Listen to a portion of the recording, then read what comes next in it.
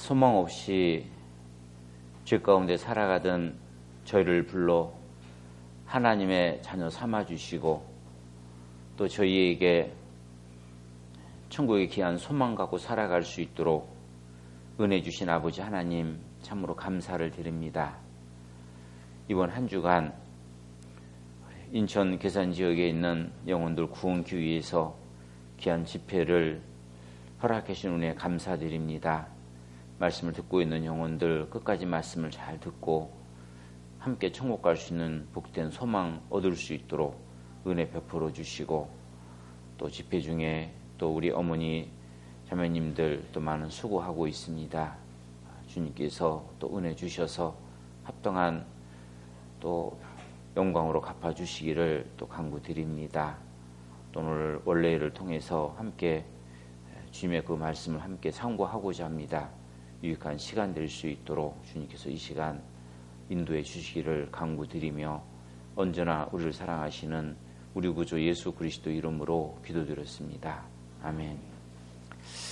네, 성경 말씀 열왕기상 15장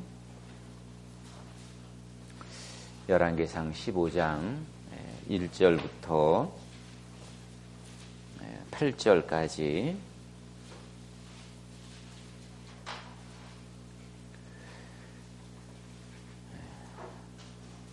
찾으셨으면 천천히 같이 한번 읽도록 하겠습니다. 느밧의 아들 여로보암 왕 제18년에 아비암이 유다 왕이 되고 예루살렘에서 3년을 치리하니라. 그 부친의 이름은 마아가라 아비살롬의 딸이더라.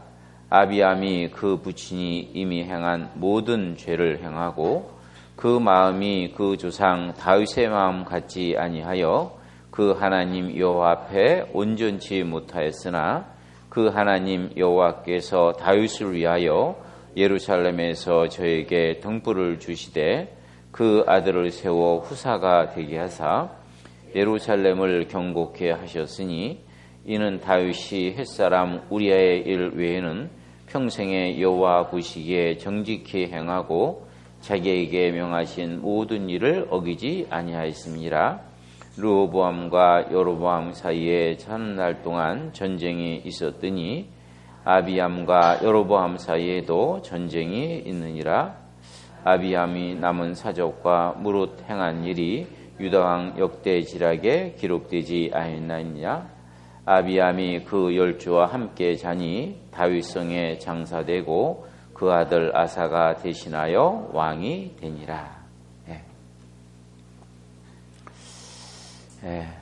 이번 한 주간 또 집회를 갖고 있습니다. 말씀을 듣고 있는 영혼들이 끝까지 잘 들을 수 있도록 기도 부탁을 드리고요. 우리 인천 괴산교회 또 20년 만에 이곳을 벗어나서 또 아름다운 교회당으로 12월 1일 날 옮기는 거로 알고 있습니다. 목사님 얼마나 자랑을 많이 하시는지. 그래서 오늘 말씀 끝나고 또 교회당 구경 가기로 했습니다. 저도 많이 기대가 됩니다. 우리 형제자매들의 많은 수고와 또 헌신과 또 희생으로 말미암아 지금 교회당이기 때문에 또 하나님께서 기쁘게 받으실 거라고 생각이 듭니다. 오늘 잠깐 함께 상고해 볼 말씀은 열왕기상 15장에 나오는 말씀으로 오늘 말씀의 그 주인공은 이 아비암이라는 사람입니다.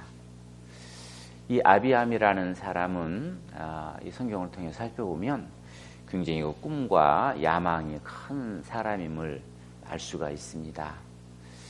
이 아비암은 솔로몬의 손자이며 르호보암의 아들인데요.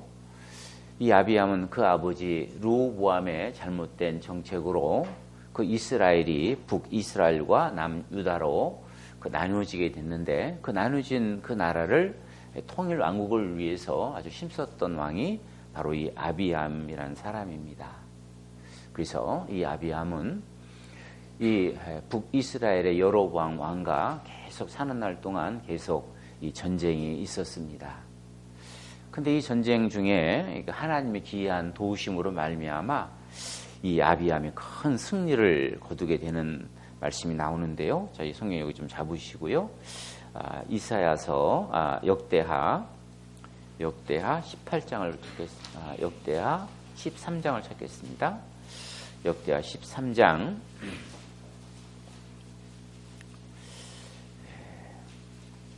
3절에 보면 아비야는 택한 바 싸움에 용맹한 군사 40만으로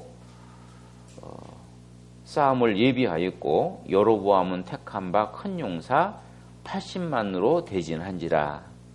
그뒤 16절 이스라엘 자손이 유다 앞에서 도망하는지라 하나님이 그 손에 뿌지신 거로 아비야와 그 백성을 크게 도륙하니 이스라엘이 택한 병정이 죽임을 입고 엎드른 자가 50만이었더라. 그때 이스라엘 자손이 항복하고 유다 자손이 이기었으니.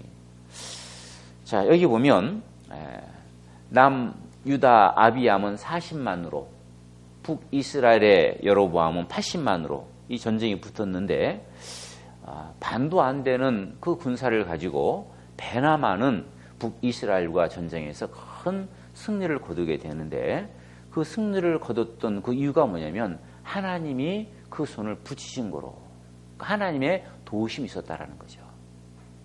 자, 그럼 여기서 왜 하나님께서 이 아비암을 도와서 남유다로 하여금 승리를 할 수 있도록 은혜 주신 이유가 뭘까?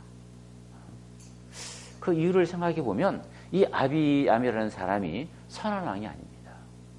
아비암은 악한 왕이었습니다. 자, 여기 보시면 본문으로 돌아가서 열왕기상 15장 3절에 아비암이 어떤 사람인가가 나오죠. 여기 보면 아비암이 그 부친이 이미 행한 모든 죄를 행하고 그 마음이 그 조상 다윗의 마음 같지 아니하여 그 하나님 여호와 보시기에 온전치 못하였으나. 아비암 어떤 사람인가 나오잖아요. 아비암은 그 부친 여로보암을 닮아서 악을 행하고 하나님을 온전히 섬기지 못한 사람이었다 나오잖아요.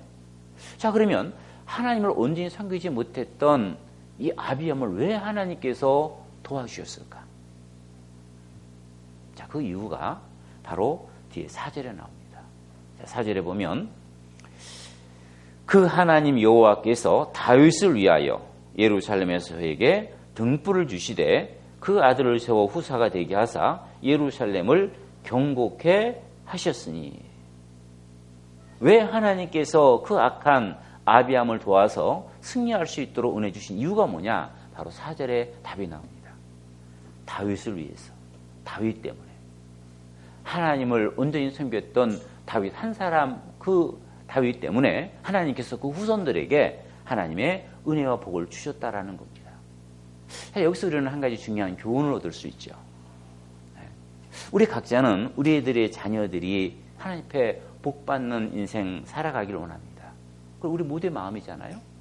그러면 우리 자녀들에게 하나님의 은혜와 복을 주려면 어떻게 하면 되느냐? 물론 자녀들이 원하는 것 우리가 이루어줄 수 있는 그런 부분도 있겠지만 더 중요한 것은 우리의 자녀들에게 복을 주려면 내가 하나님 앞에 온전한 삶을 살면 된다라는 겁니다. 다윗이 하나님 앞에 온전한 삶을 사니까 하나님께서 그 다윗을 생각하사 그 아비암에게 그 은혜와 복을 주신다는 말씀이 나오잖아요. 자, 이것은 다윗뿐만이 아니죠. 노아 한 사람이 의롭게 살아가니까 하나님께서 노아 가족을 다 구원해 주시고, 아브라함이 하나님 앞에 올바로 살아가니까 아브라함에게 속해 있는 그 조카 롯까지 하나님께서 축복을 주시고, 나 한 사람이 하나님 앞에 올바로 살아가면 그것이 나 하나로 끝나는 게 아니고 내 주변에 있는 많은 사람에게 큰 영향을 끼칠 수 있다는 겁니다. 그 미국의 초대 청교도였던 조나단 에드워드라는 사람이 있습니다. 이 사람은 참 하나님께 경건하게 섬겼던 사람인데요. 그 갤롭이라는 조사기관에서 이 조나단 에드워드의 그 가계 후손들이 어떻게 됐는가를 한번 조사를 해봤는데요. 이 조사 결과가 이렇게 나와 있습니다. 조나단 에드워드는 지금까지 617명의 후손을 두었는데 617명 중에 대학 총장을 지낸 사람이 12명, 대학 교수로 지낸 사람 75명, 의사 60명, 목사 100명, 군대 장교 75명, 저술가 80명, 변호사 100명, 판사 30명, 고급 공무원 80명, 하원의원 3명, 상원의원 1명, 부통령 1명을 배출해냈다. 그 중에 한 사람도 감옥에 가거나 거지로 지낸 사람이 없었다. 이게 결론입니다. 조나단 에드워드 한 사람이 하나님 앞에 온전한 삶을 살아가니까 그 후손 대대로 하나님께서 복을 주시잖아요. 출애굽기 20장 말씀에 나를 사랑하고 내 계명을 지키는 자에게 천대까지 은혜를 주시느니라. 그렇죠. 자, 그래서 다윗 한 사람으로 인해서 그 아비암이 이런 큰 복을 받았다라는 겁니다. 자, 어쨌든 이 아비암이라는 사람은 그 당시에 남유다 사람들에게 존경받는 그런 사람이었습니다. 왜? 자기네를 강성한 나라로 바꿔놨거든요. 자, 그렇지만 이 아비암은 세상적으로는 성공한 사람일지 모르지만 하나님 앞에는 실패한 사람이었죠. 여기 성경에 나와 있잖아요. 자, 그러면 이 아비암이 왜 하나님 앞에 이런 실패한 삶을 살았던 이유가 뭘까? 그 이유는 이 아비암은 그 삶의 우선순위를 잘못 정해놓고 살았기 때문입니다. 아비암도요, 하나님을 섬겨야 된다는 걸 알고 있었습니다. 왜? 그의 증조부가 그 위대한 다윗이잖아요. 하나님을 온전히 잘 섬겼던 다윗에게 하나님이 어떤 복을 주셨는지 이 아비암이 몰랐겠어요? 분명히 알았을 겁니다. 아, 하나님을 섬기면 저렇게 복 받는구나 알고 있었을 겁니다. 그런데 그렇게 살지 못했던 이유가 뭐냐? 너무 현실적인 문제, 민족적인 문제, 육신적인 문제. 이 문제가 자기는 커 보였던 겁니다. 내가 이 문제부터 해결한 후에 내가 다음에 하나님을 섬겨야지. 틀림없이 그런 마음이 있었을 겁니다. 그런데 여기서 한 가지, 아비암이 몰랐던 것이 있어요. 만약에 이것을 아비암이 미리 알았다면 아비암은 틀림없이 다른 삶을 살았을 겁니다. 아비암은 틀림없이 다른 인생을 살았을 겁니다. 그의 삶은 바뀌었을 겁니다. 뭘 몰랐느냐? 그가 왕이 된 후에 불과 3년밖에 살지 못한다는 것을 몰랐어요. 여기 보면 15장 1절에 보면 느바스의 아들 여로보암 왕 제18년에 아비암이 유다 왕이 되고 예루살렘에서 3년을 치리하니라. 8절에 보면 아비암이 그 10주와 함께 자니 다윗성에 장사되고 그 아들 아사가 대신하여 왕이 되니라. 이 아비암이 한 가지 몰랐던 것이 뭘 몰랐냐면 자기가 3년밖에 살지 못했다는 것을 몰랐다라는 거예요. 만약에 이것을 미리 알았다라면 틀림없이 다른 삶을 살았겠죠. 자, 이것은 우리도 마찬가지 아닐까요? 자, 우리가 만일에 우리가 주를 섬길 수 있는 그 기간이 3년밖에 남지 않았다. 뭐 3년을 주님이 오신다든지 아니면 내가 3년 후에 내가 어떤 사고로 죽는다든지, 만약에 그것을 우리가 미리 알 수 있다고 한다면 우리도 그 아는 그 순간부터 우리 삶은 틀림없이 바뀔 겁니다. 미국에서 성인을 상대로 해서 이런 설문조사를 했습니다. 당신 1년밖에 살지 못한다면 어떤 삶을 사시겠습니까? 그 질문에요. 뭐 돈 벌겠다, 사업하겠다, 뭐 집 사겠다 이런 사람 한 사람도 없었답니다. 1년밖에 살지 못한다면 내가 선하게 살겠다. 교회 다니는 사람은 내가 전도하며 살겠다. 다 이런 내용이지 육신적인 그런 대답한 사람은 한 사람도 없었다는 거죠.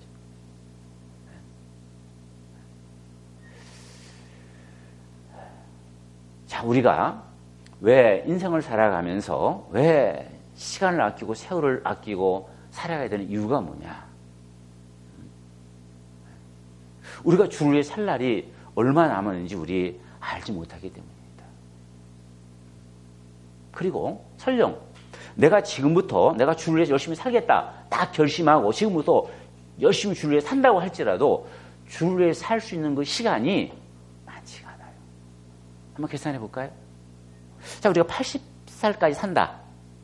가정을 하고, 자, 80년을 산다고 가정했을 때, 내가 지금 내 나이는 빼야 됩니다. 이미 살은 거니까. 그잖아요?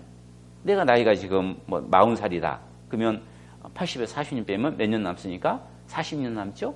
그럼 40년 다 주를 위해 삽니까? 그 중에 3분의 1은 빼야 됩니다. 잠자는 시간 빼야 되잖아요. 그래서 10몇 년도 빠지게 되죠?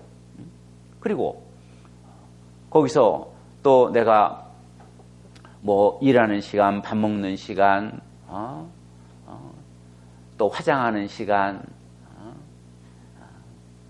또 아파서 몸에서 골골하는 시간, 이런 시간, 저런 시간 다 빼면은요, 지금부터 내가 주를 위해 살겠다 결심하고 살아가도 주를 위해 살 수 있는 시간이 그렇게 많지 않다라는 거예요.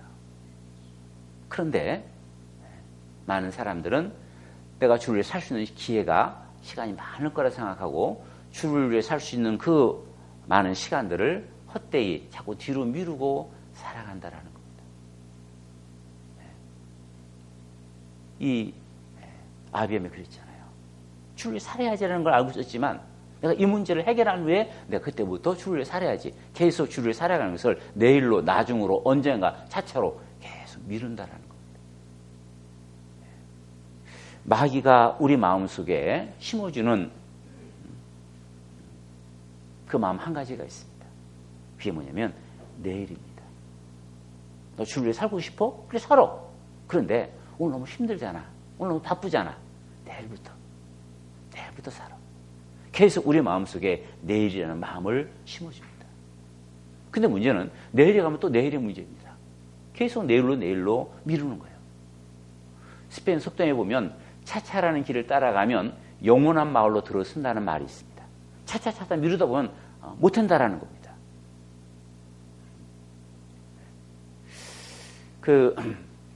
제가 의정부에 있을 때요, 한 식당에 가니까 식당에 그 메뉴판에다가 뭐라고 써놨냐면요, 내일은 공짜 이렇게 써놨더라고요. 그래서 정말 내일 오면 공짜입니까? 그래서 내일 오면 공짜래요. 그래서 그날 갔지요. 공짜라서 왔는데 그랬더니 내일 공짜라니까요. 내일 또 오세요. 보면 공짜는 없다라는 거죠. 이 성경 보면요, 재미있는 규절 하나가 있어요. 이스라엘 사람들이 그 애국 땅에서 400년 동안 노예 생활할 때 하나님께서 모세를 보내서 그걸 건져내려고 하시잖아요. 안 놔주니까 모세가 애국 땅에 재앙을 내리는데 그 재앙 중에 하나가 개구리 재앙을 내립니다. 개구리들이 그냥 온 애국 지형을 다 덮어버린 겁니다. 부엌에도 개구리, 침실에도 개구리, 얼마나 시끄럽고 냄새나고 더러운지 미쳐 죽을 지경이죠. 상황이 이렇게 되니 이 바로왕이 모세를 불러가지고 너희 백성 놔줄 테니까 개구리 좀 없애달라고 애원을 합니다. 그때 모세가 묻습니다. 언제 없애줄까요? 언제 없애줄까요? 여러분 같으면 뭐라고 대답해야 됩니까? 네? 지금 당장 그래야 되잖아요. 근데 그렇게 얘기하잖아요. 보세요. 출애굽기 8장 보겠습니다.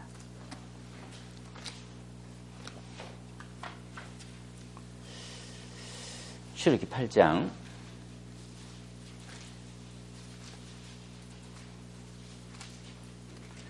8절 말씀입니다. 바로가 모세와 아론을 불러 이르되 여호와께 구하여 개구리를 나와내 백성에게 떠나게 하라. 내가 이 백성을 보내리니 그들이 여호와께 희생을 드릴 것이니라. 모세가 바로에게 이르되 내가 왕과 왕의 신하와 왕의 백성을 위하여 어느 때에 구하여 이 개구리를 왕과 왕궁에서 끊어서 하수에만 있게 하오리까 내게 보이소서. 그가 가로되 뭐랬습니까? 내일이니이다. 내일이니이다. 나 같으면 지금 당장 없애달라. 이게 더럽고 냄새나고 시끄러운 개구리 당장 없애달라. 말 그렇게 할 것 같은데 내일 없애달라요. 이 말을 조금 비틀어서 이거를 얘기한다면 이렇게 표현할 수 있겠죠? 냄새나고 더럽고 시끄럽지만 개구리하고 하룻밤 더 자고 내일 없애달라는 겁니다. 자, 이것이요 우리의 참을 수 있다라는 거예요. 우리도 압니다. 내가 지금 살고 있는 이 삶이 하나님 앞에 합당치 못한 삶이라는 거 알고 있어요. 그런데 이렇게 살면 안 된다는 거 알고 있는데 왜 그 삶을 계속 유지하는 이유가 뭐냐? 내일부터, 오늘은 그냥 내 이대로 살고 내일부터 내가 정말 하나님 앞에 올바르게 깨끗하게 의롭게 살아야지. 항상 내일인데. 근데 내일 가면 또 내일이에요. 그게 문제라는 거예요.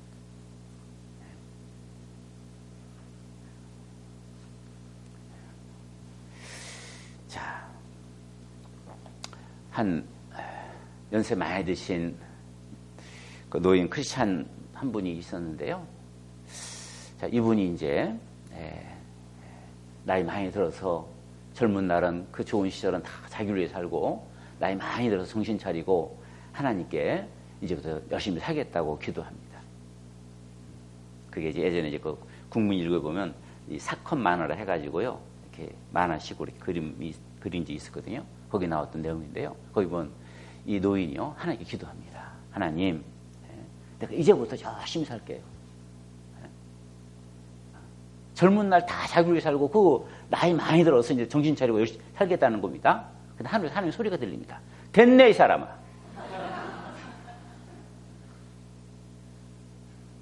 이제 그만 올라오려나. 그 좋은 날, 그 젊은 날 다 자기를 위해 살고 나이 들어서 늙어서 주를 위해 살겠다고요. 우리는 사랑하는 연인에게 꽃 한 송이를 선물할 때도요. 그 꽃이 싱싱하고 아름다울 때 선물합니까? 다 말라 비뚤어질 때 선물합니까? 아니, 사랑하는 연인에게 꽃 한 송이를 선물할 때도 가장 아름다고 싱싱할 때 선물할 줄 알면서 우리 인생에 가장 젊고 싱싱할 때, 가장 아름다울 때, 그때가 언제입니까? 바로 오늘이잖아요. 오늘이 가장 나의 젊은 날이고 가장 좋은 날이잖아요. 이 날을 자기를 위해 살고 나이 많이 들어서 늙어서 주를 위해 살겠다고요? 그게 정말 얼마나 합당치 않은 얘기잖아요. 연세 드신 어르신들한테 죄송한 얘기지만 나이가 들면은요 하고 싶어도 못합니다. 힘이 딸려서. 그래서 주를 위해 살아가는 그 삶을 뒤로 미루서는 안 된다는 겁니다. 여기 스티브 그레델이라고 하는 사람이 이런 말을 했는데요. 나는 이 세상에 단 한 번만 산다. 그러므로 내가 할 수 있는 어떤 선한 일이나 어떤 사람에게 베풀 수 있는 어떤 친절이 있다면 나는 그것을 지금 한다. 나는 그것을 미루거나 소홀히 하지 않는다. 왜냐하면 나는 이 길을 다시 통과하지 않기 때문이다. 그렇습니다. 해야 할 일이 있다면 나중에 미루지 않는다는 거예요. 왜? 이걸 할 수 있는 이 기회는 이번뿐이기 때문인 거예요. 네. 그래서 우리는 우리에게 주어진 시간과 세월을 좀 아껴야 된다는 겁니다. 에베소서 5장 말씀입니다. 에베소서 5장.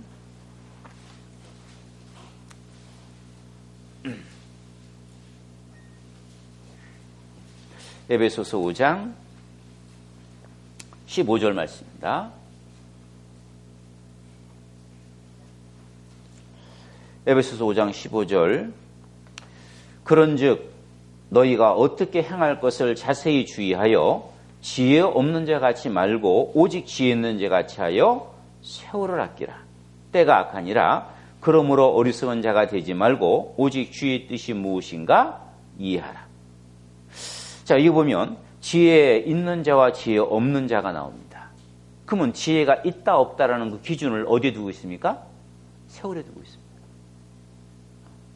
자기에게 주어진 시간과 세월을 아껴서 주님이 기뻐하시는, 주님이 원하시는 뜻에다가 그 시간과 세월을 투자하는 사람은 지혜 있는 사람이고, 지혜 없는 사람은 자기에게 주어진 그 귀한 시간들을 헛되이 유익하지 않는 그 일에 그 시간을 허비해버리는 사람이 지혜 없는 사람이라는 거죠. 지혜가 있다 없다라는 것을 여기 세월에 두고 있습니다. 시간에 두고 있습니다. 자, 우리 성경은 그냥 세월, 시간 이렇게 됐는데요. 이 헬라에 보면 이 시간이라는 개념이 두 가지로 나뉘어집니다. 크로노스의 시간과 카이로스의 시간. 크로노스의 시간은 단순한 시간, 흘러가는 시간, 물리적인 시간입니다. 하루 24시간, 1년 365일, 그 시간을 얘기합니다. 카이로스의 시간은 특별한 시간, 의미 있는 시간, 가치 있는 시간, 하나님과 함께하는 시간입니다. 자, 우리는 우리에게 주어진 이 시간을 크로노스의 시간으로 쓸 수도 있고 카이로스의 시간으로 쓸 수 있는 거예요. 자, 그런데 우리의 그 시간을 카이로스로 쓴 시간만이 하나님 앞에 계산된다는 것을 항상 잊지 마셔야 됩니다. 구원받기 전에 우리가 어떻게 살았느냐, 그건 하나님 아무 의미가 없습니다. 그러나 구원받은 그 시점으로부터 시작해서 주님 앞에 쓰는 날까지 그 시간은 하나님이 계산하시는데 구원받은 연수가 다 계산하시는 게 아니에요. 구원받은 지 10년 됐지만 주일에 산 날이 한 달뿐이라면 하나님이 한 달치만 계산해 주십니다. 하나님 우리 시간을 계산하신다는 거. 그거 우리 꼭 기억하셔야 됩니다. 하나님의 시계는 우리 인간의 시계가 다릅니다. 우리는 하루 24시간, 1년 365일이지만 하나님의 그 시간은 가기도 하고 서기도 합니다. 나를 주를 위해 살 때는 그 시간이 째깍째깍 가는데 나를 위해 살 때는 그 시간이 딱 멈춰 있는 거예요. 주를 위해 살 때만 시간이 움직입니다. 이 아브라함에게 하나님께서 너의 본토 친척 아버지 집을 떠나서 내가 네게 지시할 땅으로 가라. 그래서 아브라함이 그 뜻을 쫓아서 쭉 가다가 가나안 땅으로 하나님이 가야 되는데 이 아브라함이 가나안 땅이 아니고 하란 땅에 머물러 있죠. 아버지 집을 떠나려는데 그 아버지 대로와 함께 그 하란의 곳에 머물러 있었습니다. 그리고 거기서 몇 년을 머무르는지 몰라요. 그런데 이 아브라함이 그 아버지 데려가 죽고 나서 가나안 땅을 떠날 때 아브라함의 나이가 나옵니다. 한번 보시죠. 창세기 12장입니다.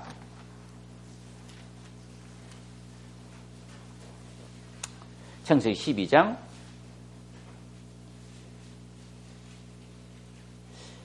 '이에 아브라함이 여호와의 말씀을 쫓아갔고 롯도 그와 함께 갔으며 아브라함이 하란을 떠날 때 그 나이 어떻게 해요? 75세였더라. 하나님이 언제 이 아브라함에게 너의 본토 친척 아버지 집을 떠나서 내가 지시할 땅으로 가라 한 이때가 언제인지 몇 살 때인지 성경에 안 나와 있어요. 하란에서 몇 년을 보냈는지 그 연수도 안 나왔어요. 하란에서 뭐라고 살았는지도 안 나왔어요. 근데 하란에서 하나님의 말씀을 쫓아서 순종해서 가나안 땅으로 떠날 때 그때 아브라함 나이가 75세였더라. 연수가 나옵니다. 무슨 말이에요? 하나님께 순종했을 때만 그 연수가 기록된다는 겁니다. 이게 중요한 거예요. 창세기 4장과 창세기 5장의 차이가 뭔지 아십니까? 창세기 4장은 하나님과 상관없던 가인의 삶의 후손들의 삶이고 창세기 5장은 아벨 대신에 주신 셋, 하나님을 섬겼던 그 셋의 가계가 나옵니다. 창세기 4장과 5장의 차이가 뭐냐? 거기 두 군데 공통점인 것은 누가 누굴 낳고 누굴 낳고 그건 똑같습니다. 그런데 거기에 차이가 뭐냐면 몇 살 때, 몇 년 때 그 연수가 나옵니다. 즉 가인의 계보에는 연수가 없고 셋의 계보는 연수가 있다라는 거예요.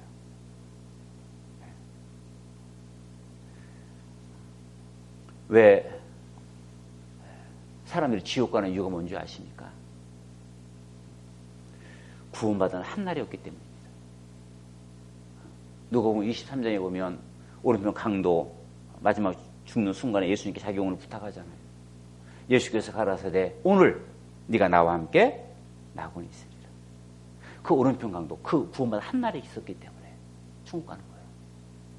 그만큼 연수는 날수가 귀중하다는 거예요. 우리의 주어진 시간, 하루라는 시간이 얼마나 소중한 것인지 그걸 늘 생각하고 살아야 된다는 거예요. 그래서 시편 90편 말씀입니다. 시편 90편 12절 말씀입니다.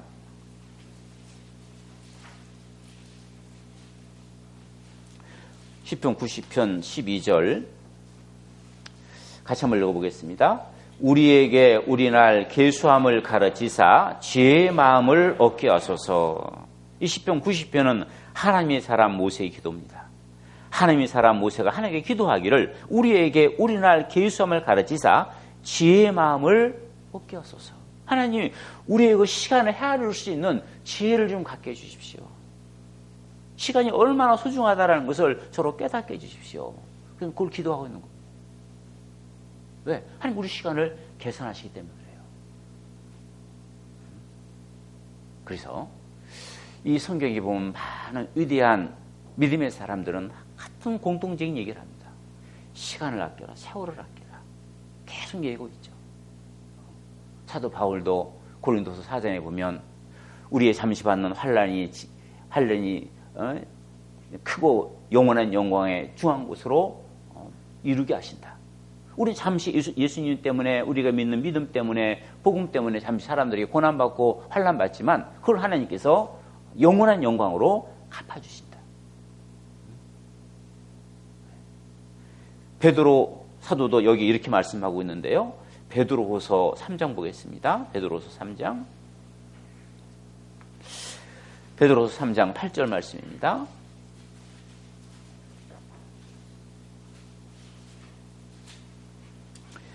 베드로후서 3장 8절 같이 한번 읽겠습니다. 사랑하는 자들아, 주께는 하루가 1000년 같고 1000년이 하루 같은 이 한 가지를 잊지 마라. 사랑하는 자들아, 주께는 하루가 1000년 같고 1000년이 하루 같은 이 한 가지를 잊지 마라. 저는 예측에 이 성경을 읽을 때 저는 이렇게 이걸 이해했습니다. 오늘 우리에게 주어진 하루를 내가 어떻게 이 하루를 쓰느냐에 따라서 그 하루는 하나님 앞에 섰을 때 1000년의 영광으로 바꿔준다라는 것. 그걸 잊지 말라는 것. 오늘 하루, 이 하루를 주를 위해서 귀하게 시간을 쓰게 되면 이 하루가 주님 앞에 섰을 때 1000년의 영광으로 맞바꿔준다라는 것. 그거 잊지 말라는 것. 자, 이거 생각하면은요, 정말 하루하루를 우리가 어떻게 보내야 되는지 좀 깊이 생각하지 않을 수 없습니다. 하루를 1000으로 바꿔준다는 것. 제가요, 교회를 시작하기 전에 제가 직장 생활을 했는데요. 제가 다녔던 직장이 그때는 금성사이고 지금 LG전자로 바뀌었는데요. 그래서 오랫동안 근무를 했습니다. 그 직장 생활할 때 회사에서요, 회사 직원들에게 이제 근무 연수라든지 직책에 따라서 이제 회사 주식을 살 수 있는 기회를 줬습니다. 그래서 어떤 사람은 30주, 50주 막 이렇게 줬는데요. 그 당시만 해도 이 주식에 대해 사람들이 잘 몰라가지고 귀찮다고 안 사는 사람들이 많았어요. 근데 저는 이제 주식이 조금 눈이 좀 떠가지고 이거 사놓으면 돈이 되겠다 싶어서 제게 배당된 주식뿐만 아니고 남이 안 산다고 내놓은 주식을 제가 대신 샀어요. 제가 1000주를 샀어요. 뭐 비싸지 않아요. 한 주에 5,000원씩 산 거니까요. 500만 원을 투자를 했는데요. 근데 그 주식이 1년 반 만에 얼마로 풀렸냐면 16,500원. 3배 넘게 벌은 겁니다. 근데 그때 마침 이제 구원을 받았어요. 구원 받으니까 이제 자꾸 마음이 쏘이게 돼서 그냥 정리를 해봤습니다. 증권회사에 가서 이제 그걸 현찰로 이렇게 받고 나오는데 그때 제 마음이 어땠을 것 같습니까? 기뻤죠. 3배를 넘게 벌었는데 1년 반 만에. 그런데요, 기쁜 마음보다는 어떤 마음이 더 컸냐면 이럴 줄 알았으면 더 사는 건데. 아니 1년 반 만에 3배를 넘게 벌 줄 알았더라면 내가 왜 500만 원만 투자했을까? 내가 1억을 투자했으면 3억을 넘게 버는 건데 내가 왜 겨우 내가 500만 원 투자했을까? 그 아쉬움이 남더라는 겁니다. 제가 그걸 생각하면서 우리가 주님 앞에 섰을 때도 똑같을 거라는 거예요. 성경에 보면 소자 중에 냉수 한 그릇 대접하는 그 상도 결코 잃지 아니하리라. 이렇게 말씀하셨죠? 우리가 생각지 못했던 작은 선행 하나도 하나님이 그 영광으로 갚아주실 때, 그 심판대에 섰을 때 내가 이럴 줄 알았더라면 조금 더 주를 위해서 더 열심히 사는 건데, 더 많은 걸 하는 건데 틀림없이 그런 아쉬움과 후회가 있을 거라는 겁니다.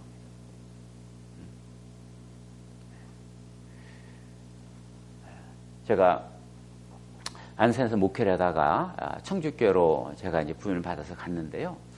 청주교회에 가니까 오늘 한 형제님이 암에 걸려가지고 이분이 이제 치료받다가 이제 병원에서 손을 띈 겁니다. 이제 그냥 준비하시라. 그래서 집에 와 계시더라고요. 그 집을 가서 몇 번 이렇게 구원 상담도 하고 또 같이 교제도 했는데요. 상담에 구원 확실하셔요. 근데 이분이 이제 이런 말씀 하시더라고요. 자기가 구원받고 한 1년 정도를 열심히 살았답니다. 교회 안에서. 신앙생활 잘했대요. 근데 사업이 너무 바빠가지고 사업에 이렇게 마음 뺏기다 보니까 교회를 지금 등한히 한 거예요. 수요일 빠지고 나중에 뭐 주일도 드문드문 나오고 언제는 그냥 교회도 안 나갔다는 거예요. 주변에 있는 형제 자매들 찾아와가지고 그렇게 살면 안 된다. 계속 권면도 했는데 너무 바쁘니까 이 문제 해결한 다음에 나 교회 나갈 계속 미뤘다는 거예요. 그리고 한 6, 7년이 흐른 거예요.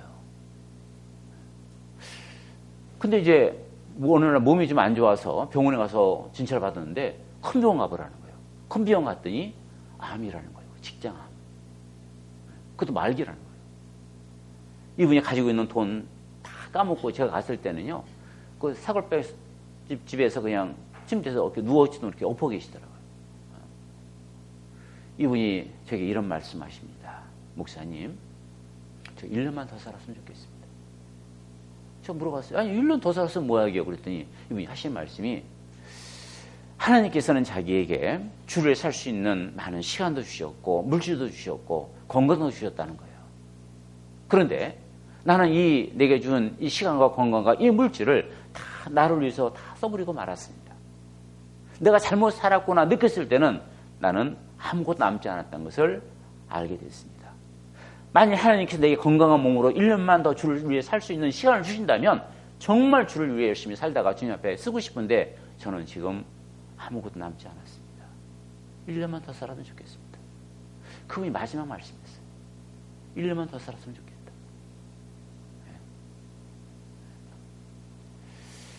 자, 그 말씀을 들으면서요. 제가 이 잠언 5장 말씀이 생각이 났는데요. 잠언 5장 말씀 보겠습니다. 잠언 5장. 잠언 5장 11절 말씀입니다.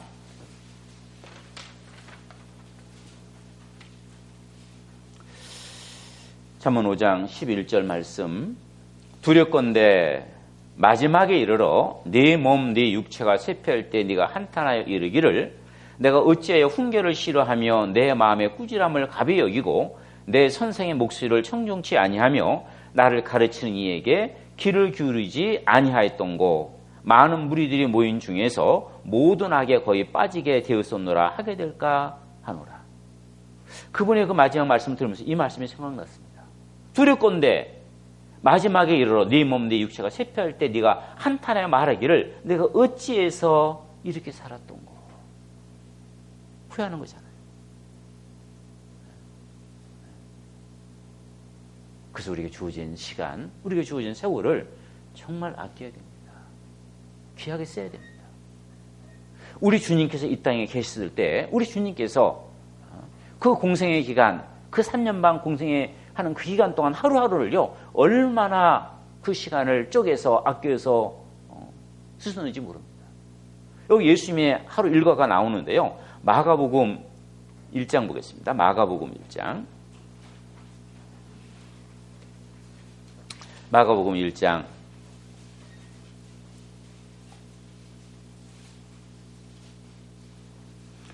마가복음 1장 35절입니다.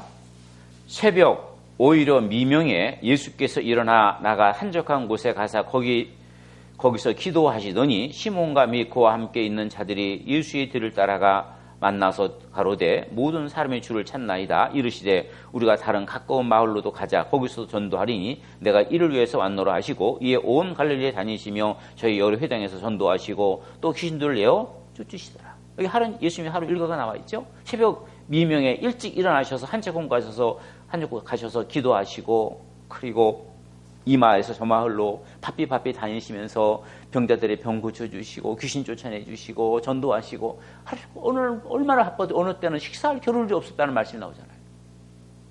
그 예수님의 그 하루는요 정말 그 시간을 단 한 시간도 허투루 쓰지 않았다라는 거예요. 우리 구원받은 그리스도인 삶이 마땅히 이런 삶을 살아가야 된다라는 겁니다. 나중으로 언젠가 미루서는 안 된다라는 겁니다. 우리의 시간이 우리 영광과 상으로 직결되어 있다는 것을 항상 생각하셔야 됩니다. 우리가 아직도 숨을 쉬고 살 수 있다는 것은 하나님께서 상 얻을 수 있는 기회를 하나님이 허락하신 거예요.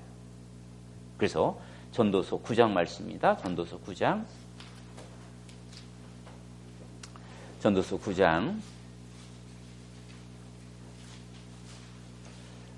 4절 말씀입니다. 전도서 9장 4절. 모든 산자 중에 참여한 자가 소망이 있으면 산 개가 죽은 사자보다 나음이니라.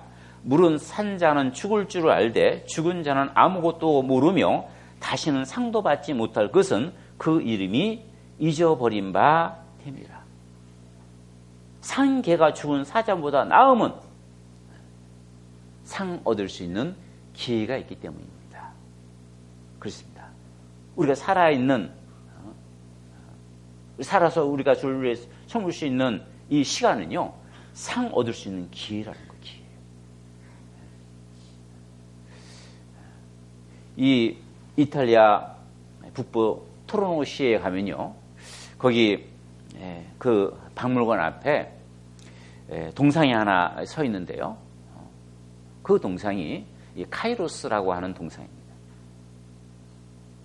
그 동상에는요, 이게 어떤 남자가 벌거벗은 몸을 가지고 있고 머리 앞머리는 무성한데 뒤에는 뒷머리고, 어깨하고 이 발꿈치에는 날개가 달려있고 한 손에는 저울이 들고 있고 한 손에는 칼이 들려있는 이 모습인데요, 그 동상 밑에 여기에 이렇게 써놨는데요, 해설해놨는데, 내가 벌거벗은 이유는 쉽게 사람 눈에 띄기 위함이고, 나의 앞머리가 무성한 이유는 사람들이 나를 보았을 때 쉽게 붙잡을 수 있게 하기 위함이고, 나의 뒷머리가 대머리인 이유는 내가 지나가고 나면 붙잡을 수 없도록 하기 위함이고, 날개가 달린 이유는 최대한 빨리 사라지기 위함이고, 저울이 들고 있는 이유는 내가 왔을 때 달아보라는 것이고, 칼이 들고 있는 이유는 중요하다고 생각하면 망설이지 말고 결단하라는 의미이다. 나의 이름은 기회다. 이렇게 써놨어요.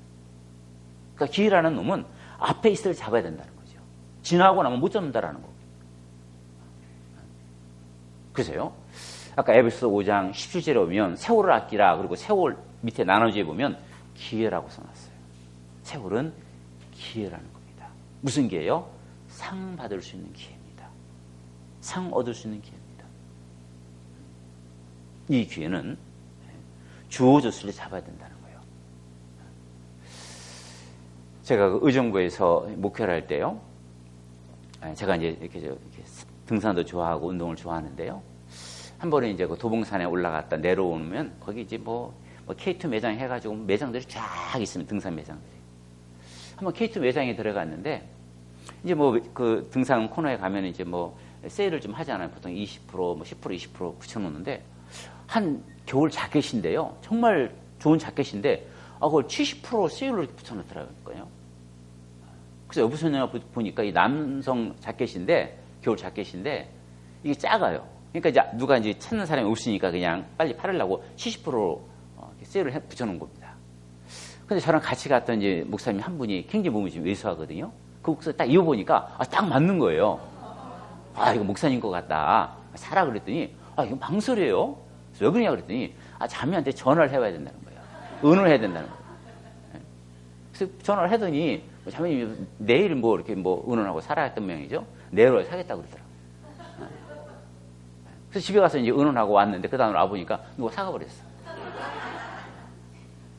기회는 앞에 있을 잡아야 되거든요. 놓치면 못 잡는 거거든요. 지금 우리에게 시간이 있든 건강이 있든 재능이 있든 물질이 있다고 한다면 그래서 주님께 던질 기회입니다.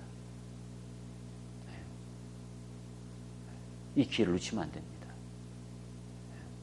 이 성경에 보면 기회를 놓친 사람과 기회를 잡은 사람이 계속 대조적으로 나오잖아요. 누가복음 19장에 보면 부자 청년 예수님 앞에 나와서 내가 어떻게 영생을 얻으리까? 기회였잖아요. 근데 재물이 많은 거로 네 재물로 가는 사람 나누고 나를 쫓으라 했을 때 그냥 돌아가잖아요. 그 길을 놓친 겁니다. 영생 얻어서 길을 놓친 겁니다. 사도행전 24장에 보면 총독 그 빌렉스라고 하는 사람 사도 바울이 전도를 듣고 두려워하면서도 내일 다시 듣겠다라고 나중에 듣겠다라고 뒤로 밀었다가 그 기회를 놓친 사람이 나오잖아요. 그런가 하면 누가복음 19장의 세리장 삭개오 그 예수님 붙잡고 그 귀한 기회를 붙잡은 사람이 있잖아요. 마태복음 4장의 예수님의 그 제자들 나를 따라라 했을 때 모든 거 버려두고 주님을 쫓았던 그 제자들 기회를 잡은 사람이잖아요. 우리가 주어진 그 기회를 잡아야 됩니다. 이 성경 강연회를 하다 보면요 항상 세 분류의 사람이 나옵니다. 첫 번째 사람은 첫날 말씀 듣고 비웃는 사람이 있어요. 아 그래 그걸 비웃는 사람이 있고, 두 번째 사람은 다시 듣겠다는 사람이 있고 너무 바쁘니까 내 나중에 다시 듣겠다는 사람이 있고, 세 번째 사람은 아주 소수지만 믿는 사람이 있고, 항상 세 종류의 사람 나오죠. 이것은요 우리 시대뿐만 아니고 사도 바울 시대 때도 사도 시대 때도 마찬가지였습니다. 사도행전 17장 보겠습니다. 사도행전 17장. 사도행전 17장.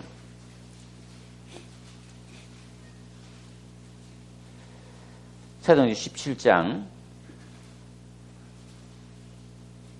32절 말씀입니다. 저희가 죽은 자의 부활을 듣고 혹은 기롱도 하고 혹은 이 일에 대하여 네 말을 다시 듣겠다 하니 이에 바울이 저희 가운데 떠남에 몇 사람이 그를 친하여 믿으니.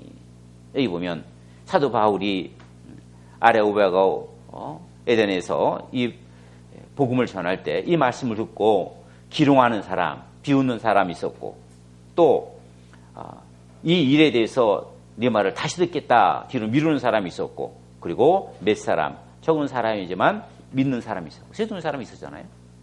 지금도 마찬가지입니다. 근데 이제 가장 많은 사람이 어떤 사람입니까? 뒤로 미루는 사람이에요. 나중에 듣겠다고. 주를 섬기는 그 삶을 미뤄서는 안 됩니다. 기회는 앞에 있을 때 잡아야 됩니다.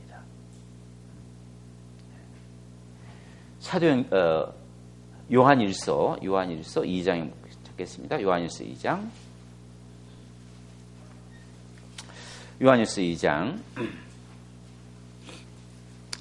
2장 15절로 17절 말씀입니다.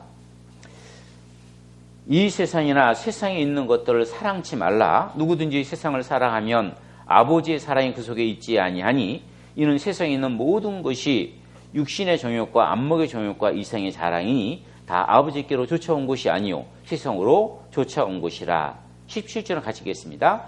이 세상도 그 정욕도 지나가되 오직 하나님의 뜻을 행하는 이는 영원히 거하느니라. 이 세상 거 사랑하지 마라. 사람들이 왜 주님을 섬기는 그 일을 뒤로 미루는 이유가 뭐냐? 이 세상 것 때문에 그래요. 그 세상 거 사랑하지 마라. 그것들은 다 지나가는 것이다 그랬어요. 그러면 남는 것이 뭐가 남느냐? 주를 위해 산 것만 남습니다. 주를 위해 산 사람만 남습니다. 자, 이 성경 역대 상하를 이렇게 공부해 보면은요, 그 이스라엘 사람들이 바벨론의 포로로 끌려갔다가 거기서 70년 만에 예루살렘에 돌아와서 그들이 제일 먼저 한 것이 그 성벽을 다시 재건하고 성전을 건축한 일을 했습니다. 거기 보면 누가 무슨 일을 했고 누가 무슨 일을 했고 쭉 한 사람들 이름들이 쭉 열거되면서 어떤 일을 했는지가 쫙 성경에 나옵니다. 자, 그런데 그 성벽, 그 성전 지금 다 허물어지고 없습니다. 그런데 그들의 그 이름이 성경에 남아 있습니다. 우리 인천 교산교회 우리 형제 자매님들 지금 교회당 건축을 위해서 정말 많은 헌신과 희생을 했습니다. 지금 새로 지은 이 교회당도 언젠가 없어질 겁니다. 그러나 그 교회당을 위해서 헌신하고 희생한 그 삶에 대해서 하나님께서 기념책에 분명히 기록되어 있을 겁니다. 주를 위해 산 것만이 영원히 남는다라는 겁니다. 그래서 우리가 살아가는 삶 속에서 우리가 주어진 시간, 이것들을 주를 위해서 산다고 하지만 사실은 자기 자신을 위해 사는 겁니다. 자기 영광을 위해 사는 겁니다. 자, 그리고 왜 또 우리가 시간과 세월을 아끼고서 살아야 될 이유가 뭐냐? 곧 주님 오시기 때문에 그렇습니다. 곧 주님을 만나야 되기 때문에 그렇습니다. 자, 이 성경에 주님이 다시 오신다라고 하는 그 예언이요. 초림한다는 예언이 성경에 320군데 구역에 나오는데 그것보다 8배가 많은 2500군데의 주님의 재림이 성경에 약속되어 있습니다. 초림도 문자 그대로 오셨죠.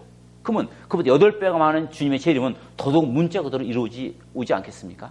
분명히 주님 오시고 우리는 주님 앞에 서게 될 겁니다.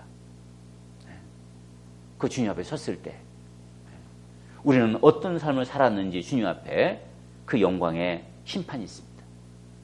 우리 잠깐 후에 우리 삶이 주님 앞에 계산되기 때문에, 그렇기 때문에 우리는 이 땅에 사는 동안 더욱 주를 위해서 시간을 아껴서 열심히 살아야 됩니다. 어느 분이 이런 글을 써놨더라고요. 초대교회 때 그 당시에 주님이 이 땅에 오신다는 그 재림의 약속이 전혀 증거가 나타나지 않았던 초대교회 때 교인들은 주님의 재림을 기다리고 살았다. 그런데 지금 현대시대에 많은 크리스찬들은 주님이 오신다라고 얘기는 하고 있지만 그 징조도 보이고 있지만 그들은 전혀 주님의 재림을 기대하지 않고 산다. 그래서 초대교회 성도와 현재교회 성도의 그 차이가 뭐냐? 초대교회 성도는 주님의 재림을 심장처럼 여겼고 현대교회 성도는 주님의 재림을 맹장처럼 여긴다. 그게 차이라는 겁니다. 초대교회 때는 전혀 주님의 재림의 징조가 나타나지 않았을 때도 그들은 주님의 재림을 정말 간절히 기도하고 아멘 주 예수 오시옵소서라는 그런 마음을 가지고 오늘에도 오실 그런 마음을 가지고 그렇게 살았는데 지금 현재 우리 성도들 정말 주님의 재림의 징조가 이미 다 나타나고 있는데도 불구하고 말은 주님의 재림이 오신다 말은 그렇게 하지만 삶의 모습 보면은 전혀 기대하지 않고 살고 있다는 거예요. 우리는 잠시 한번 주님을 만나야 됩니다. 그렇기 때문에 우리는 우리의 주어진 시간을 아껴서 주님에 부끄럽지 않게 향막지 않도록 열심히 살아야 됩니다. 그리고 왜 또 우리가 우리 시간을 아껴야 되는 이유가 뭐냐면, 자, 우리 구원받은 그리스도인들은 좀 잘 살았든지 못 살았든지 주님 오시면 우리 주님 앞에 씁니다. 고린도서 15장에 보면 육신에 속한 자들이나 신령한 자들이나 주님 오실 때 다 주님 앞에 쓴다고 그랬어요. 영광은 좀 다르겠지만. 자, 그런데 이 땅에 남아있을 영혼들이 있습니다. 이 땅에 버려줄 영혼들이 있습니다. 세상에서 가장 불쌍한 사람이 어떤 사람일까요?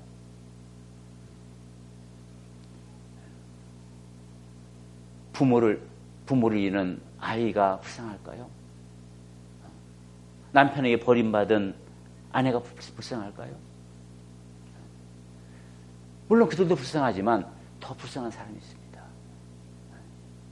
하나님께 버림받은 사람. 하나님께 버림받은 사람. 마태복음 24장입니다. 마태복음 24장.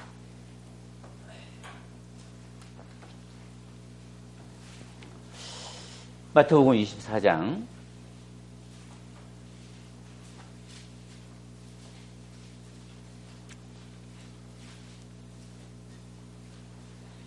마태복음 24장 40절. 그때 두 사람이 밭에 있음에 하나는 델감을 당하고 하나는 버려둠을 당할 것이요, 두 여자가 매를 갈고 있음에 하나는 데레감을 당하고 하나는 버려둠을 당할 것이니라. 데려감을 당하는 사람이 있고 버려둠을 당하는 사람이 있습니다. 여기 버려둠을 당한 사람, 가장 불쌍한 사람입니다. 하나님께 버림받은 사람, 가장 불쌍한 사람. 이 버림받은 사람 속에 내 사랑하는 내 부모가 있고 내 자녀가 있을 겁니다. 그 영혼들 생각하면 불쌍하지 않습니까? 이 땅에 남겨있다가 그 7년 환란 속에 환란받고 그로 끝나는 게 아니고 영원한 지옥의 불물 속에서 세세토록 영원토록 불과 유황 속에서 고통받을 그 영혼들을 생각하면 불쌍하지 않습니까? 우리에게 시간을 허락해 주신 것은 그들을 건지라고 하나님께서 우리에게 시간을 허락하신 거예요. 그럼 그 영혼들을 위해서 우리가 얼마나 간절히 기도하고 그 영혼들을 건지기 위해서 얼마나 전도하고 있느냐라고. 어느 분 그럽니다. 우리 아버지는요, 우리 자녀는요, 너무 강팍해서 그거 못 받아요. 저는 그런 얘기하면 좀 막습니다. 잠깐만요. 누가 그럽니까? 누가 당신의 아버지, 누가 당신의 어머니, 당신의 자녀들 구원받지 못한다고 누가 그럽니까? 이 세상에 구원받지 못할 영혼은 아무도 없습니다. 구원받지 못할 영혼이 있다면 그 영혼을 위해서 간절히 기도하지 않는 자녀가 있을 뿐이고 부모가 있을 뿐입니다. 어떤 지옥도 눈물로 간절히 기도하는 그 부모에게서 자녀를 뺏을 수 없고 간절히 기도하는 그 자녀에게서 부모를 뺏을 수 없습니다. 안 된다고 하지 말고 정말 하나님 앞에 간절히 눈물로 그 영혼을 위해서 기도해 보십시오. 그리고 부딪혀 보십시오. 전도는 사람 마음을 감동시키는 게 전도가 아닙니다. 전도는 하나님의 마음을 감동시키는 겁니다. 하나님의 마음을 움직이는 겁니다. 하나님의 마음을 움직여 보셔요. 간절히 기도로, 전도로 하나님의 마음을 움직여 보셔요.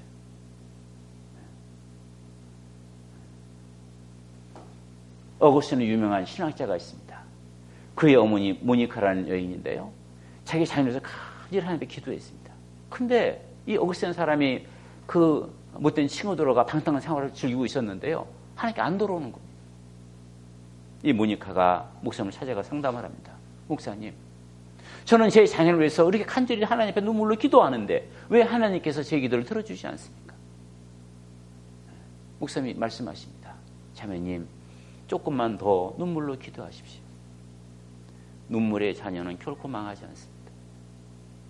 눈물의 자녀는 망하지 않습니다. 눈물의 부모는 망하지 않습니다. 안 된다고 하지 마시고 정말 간절히 하나님 앞에 그 영혼을 두고 눈물로 기도해 보라는 겁니다. 하나님은 그런 사람을 찾고 계십니다. 그런 사람을 찾고 계십니다. 성경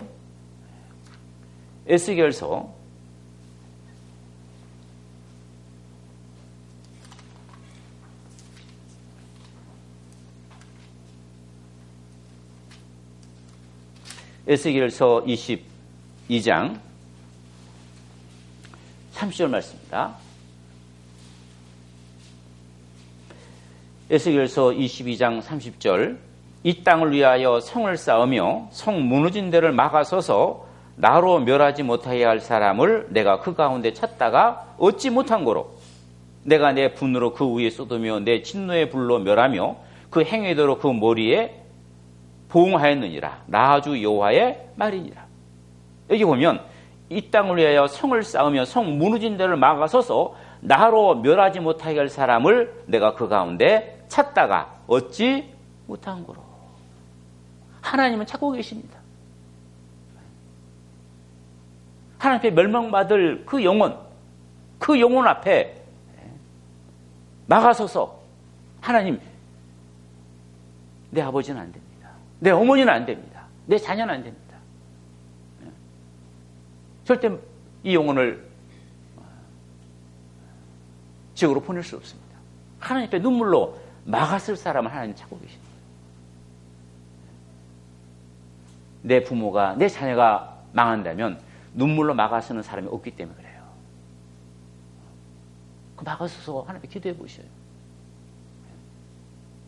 하나님 그 기도 들어주십니다.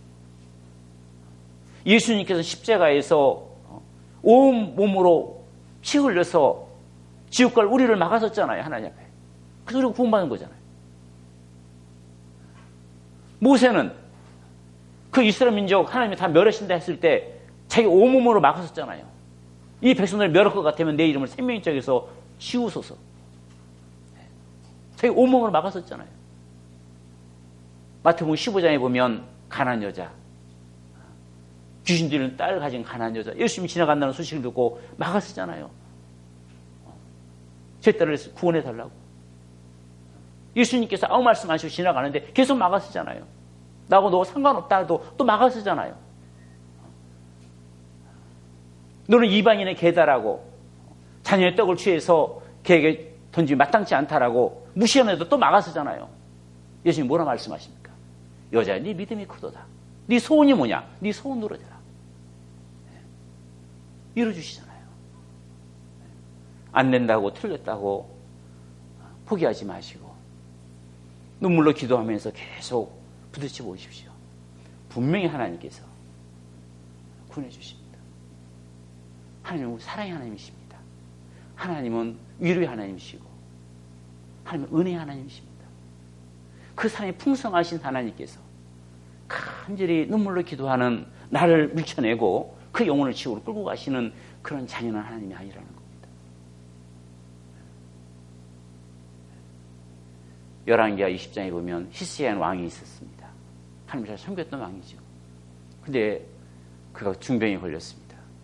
하나님 이사 선지자를 보내가지고 네가 죽고 살지 못하리라. 마지막으로 유언을 남겨라. 그때 히스기야는 모든 신하들 뒤로 물리고 의원들 다 뒤로 물렸습니다. 그리고 홀로 기도의 골방에 들어가서 하나님 앞에 간절히 기도합니다. 하나님, 내가 지금까지 하나님 앞에 선하게 살아왔던 삶을 추억하시고 저로 하여금 조금만 더 생명을 연장시켜 주십시오. 간절히 눈물로 기도합니다. 나중에 통곡으로 바뀝니다. 그 모습을 보시고 하나님께서 이사 선지자가 성읍에 이르기도 전에 이사 선지자에게 임하잖아요. 이사야, 너 빨리 돌아가서 네 주권자 히스기야 왕에게 말하기를 내가 네 기도를 들었고 네 눈물을 보았다. 내가 너로 더 살게 할 테니 그만 눈물을 그치라. 그래서 이 히스기야 왕의 병을 고쳐주시고 더 살 수 있도록 은혜 주시잖아요. 하나님은 눈물의 기도 앞에 어쩔 줄 몰라 하십니다. 이러진 영혼들을 두고 조용한 밤, 깊은 밤 하나님 앞에 눈물로 한번 간절히 매달려 보십시오. 틀림없이 하나님께서 그 기도에 응답하십니다. 그 기도는 어떤 기도보다 더 빨리 응답하실 겁니다.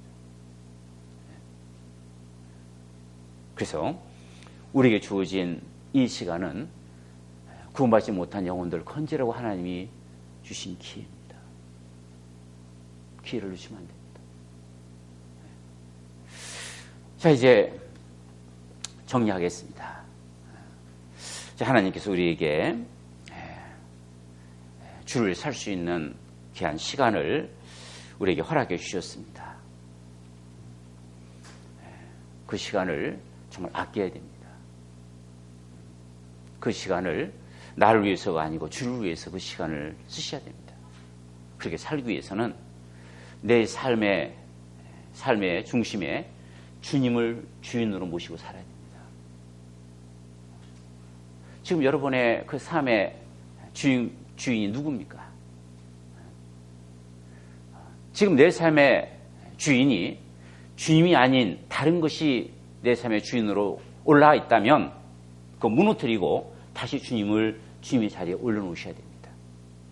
지금 내 삶의 주인이 어떤 사람의 자녀일 수 있고 어떤 사람에게는 남편일 수 있고 어떤 사람에게는 돈일 수 있고 어떤 사람은 자기 자신일 수 있습니다.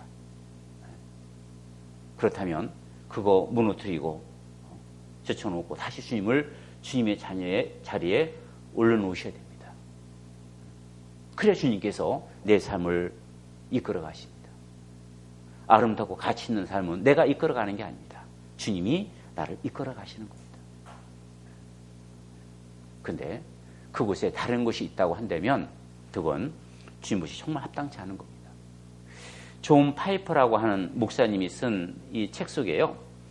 하나님께 굶주린 삶이라는 책이 있는데 제가 그 책을 읽다 깜짝 놀랐어요. 거기 무슨 말씀이 나오냐면요. 신앙의 가장 큰 적은 죄가 아니라 하나님의 선물이다. 제가 그 책 읽으면서 깜짝 놀랐어요. 이게 무슨 뜻일까? 아니, 내 신앙생활에서 가장 큰 적은 죄라고 하는 게 맞을 것 같은데 죄가 아니고 하나님의 선물이 가장 큰 적이라는 거예요. 근데 그 뒤를 읽어보니까 공감이 되더라고요. 그분이 예를 들어서 말씀이 누가복음 14장 말씀입니다.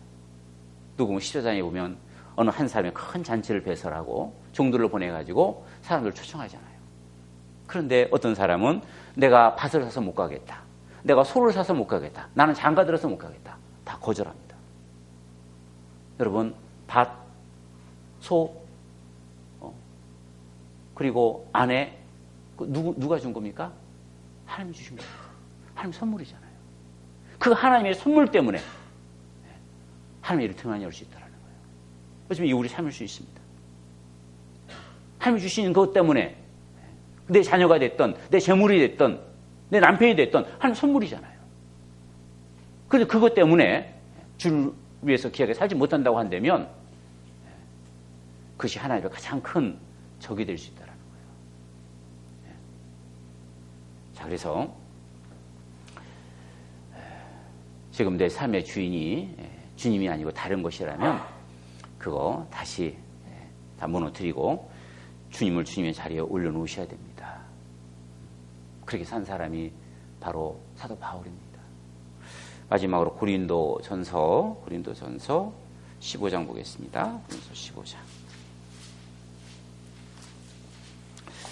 고린도서 15장 10절 말씀입니다. 고린도서 15장 10절 같이 한번 읽겠습니다. 그러나 나의 나된 것은 하나님의 은혜로 된 것이니 내게 주신 그의 은혜가 헛되지 아니하여 내가 모든 사도보다 더 많이 수고하였으나 내가 아니요 나와 함께 하신 하나님의 은혜로라. 사도 바울이 그 간증입니다.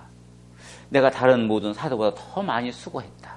그러나 내가 그렇게 많은 수고한 것은 내가 한 것이 아니다. 나와 함께 하신 하나님의 은혜로라. 사도 바울이 위대한 것은 사도 바울이 위대한 게 아니에요. 사도 바울과 함께 하신 주님이 위대하신 거죠. 사도 바울은 자기 삶을 주님께 드렸고 그 드린 그 사도 바울을 통해서 하나님이 그 많은 역사를 하셨다는 거예요. 그러니까 내가 한 것이 아니고 모든 것이 하나님의 은혜라고 얘기하고 있잖아요. 내 삶을 주님께 드리면 주님께서 내 삶을 아름답고 가치 있는 삶으로 이끌어 가실 겁니다. 그래서 이 아비안처럼 이 세상에 성공적인 그런 사람이 되지 않고 하나님 앞에 성공한 그런 사람으로 살아갔으면 좋겠습니다. 네. 제가 기도하고 마칠 건가요? 네, 제가 기도하고 마치도록 하겠습니다. 우리를 죄 가운데서 구원해 주시고 하나님의 영광에 살아갈 수 있도록 복된 날을 허락해 주신 아버지 하나님 참으로 감사드립니다. 한 주간 갖는 전도 집회 주님 함께 주셔서 끝까지 유종의 미를 거둘 수 있도록 주님께서 은혜 베풀어 주시고 또 우리 인천 괴산교회 또 모든 성도들의 마음을 모아서 아름다운 교회당을 건축했습니다. 주님께서 그곳에 역사해 주셔서 많은 영혼들로 가득 채워줄 수 있도록 주님께서 은혜 주시기를 간구를 드립니다. 또 함께 수고하고 마음을 모아주신 또 우리 계산교회 모든 식구들 각 사람 더욱 주님의 영광을 위해서 영육간에 더 많은 것들로 채워주시기를 간구를 드립니다. 오늘 함께 또한 귀한 교제 시간 가질 수 있도록 은혜 주신 아버지 하나님께 감사를 드리며 언제나 우리를 사랑하시는 우리 구주 예수 그리스도 이름으로 기도드렸습니다. 아멘.